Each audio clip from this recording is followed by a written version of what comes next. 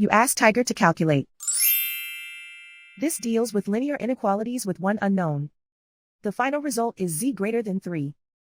Let's solve it step by step. Group all constants on the right side of the inequality. Add 3 to both sides.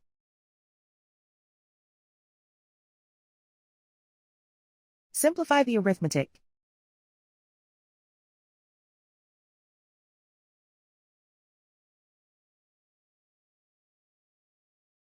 Isolate the z. Divide both sides by -3. Whenever you multiply or divide by a negative, reverse the inequality sign.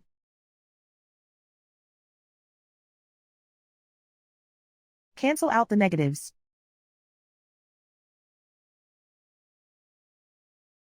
Simplify the fraction.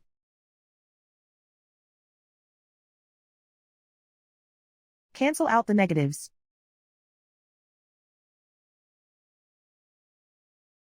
Find the greatest common factor of the numerator and denominator.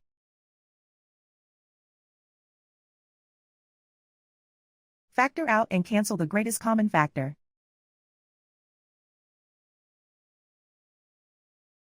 Plot the solution on a coordinate grid. And so the final result is z greater than 3.